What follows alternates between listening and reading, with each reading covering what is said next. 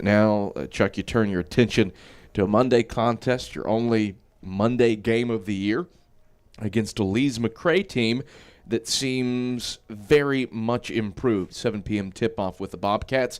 They are 3-4 this year, but 3-0 against South Atlantic Conference teams. Have a win at Brevard by 5, a 10-point win on a neutral site against LR, and a 4-point win on the road at Catawba. What's the toughest thing about this Lees-McRae team that gave you problems last year in Banner Elk? Well, that was our opening game last year, and we were. I thought our goose was cooked up there, to be honest with you, and we had an unbelievable second half, and we're able to pull out the road win. And obviously, that was actually I think that was also the program's 1,000th win. So we were fortunate, but last year they had a first-year head coach.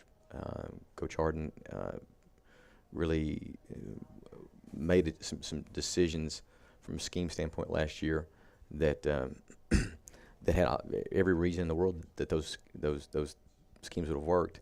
But at the end of this past season, he decided to make a change, and they have more or less gone from being a zone team last year with a little sprinkled in a little bit of man and more of a deliberate style to this year. They are, the pressing, trapping, running, putting up numbers.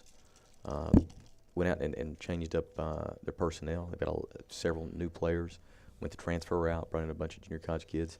So they're a different team, and they gave us all we wanted last year. So we know what they're capable of, and what they've done to conference members, Little Ryan, Catawba, and Brevard. And of course, none of those were at Lees-McRae. They scare me to death. I mean, Shane Williams and I have been talking about a plan. As soon as our kids get back from the holidays, discussion number one is going to be our game preparation for Lees-McRae. So their scheme can disrupt.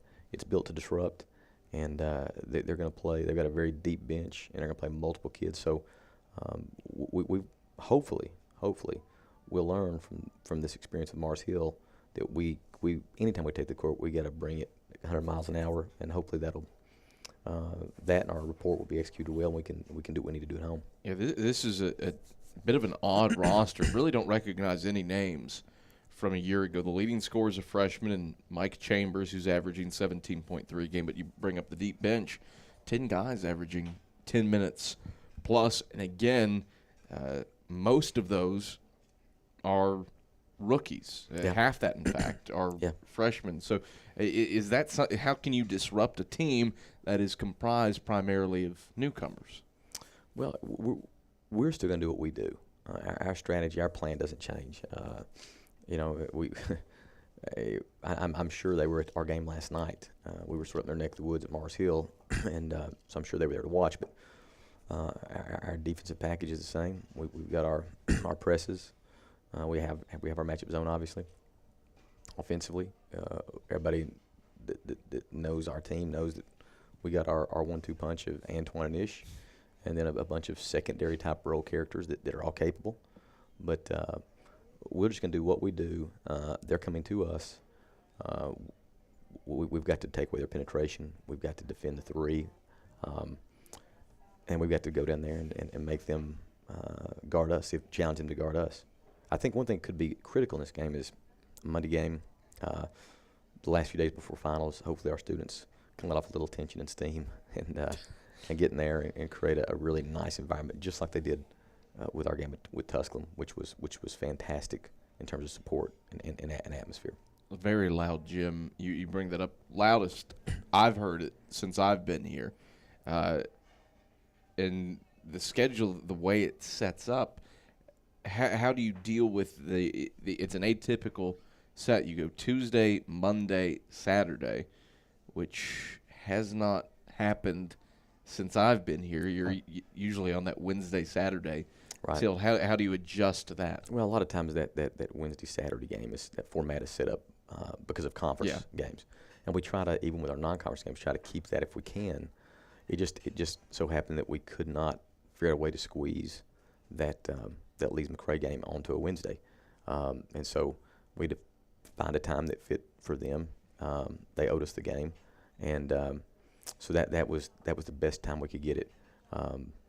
We don't make a big deal about day and time as far as that goes, but I am glad that we're playing that particular opponent here on a week night where we know that we should have good turnout in terms of student fan support, and I'm pretty confident. I mean, I think it seemed like, again, that first home game, it seemed like some people, our first home conference game, it seemed like some people really had a good time. Not only our kids on the floor, but the people that were there at the game, and hopefully they want to come back and try to create that same kind of feeling. Let's break down Lees-McRae personnel-wise.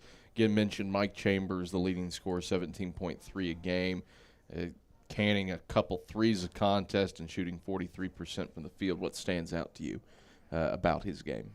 Well, it's really difficult to be a freshman and to produce like that. But I think the scheme is such that it creates a lot of opportunities for everybody on the team. I think that kid's just capitalizing on the opportunities that are presented to him. Again, if the scheme were a little bit different, maybe if they were more methodical or more of a half-court approach, I would tend to believe that maybe his numbers might slip a little bit.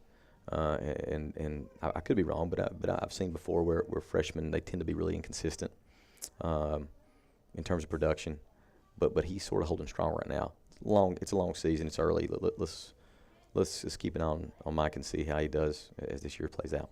Darryl Bond, another one, 11 points as a junior forward and 8.9 rebounds a game. How do you contend with a monster inside? He's a Tennessee kid. He's from Nashville originally, played at Montlow State Community College. He is more finesse. I think for us in particular, I think we tend to do better when we're playing against big guys that are more finesse than power, because we tend to have more guys that are finesse as opposed to power. So his style, I think, is good for us. Having said that, he's very capable. I mean, what tape I've seen, he can shoot the three. He has a quick release. He moves well and can shoot on the move. I could see that guy being an impact. However, our defensive scheme over time is really has the potential. Our defensive scheme has the potential to shut down the inside and to sort of take away good opportunities from 15 feet and in. So maybe with him in particular, because he's probably best 15 and in with his finesse, maybe our positioning defensively can keep him at bay somewhat.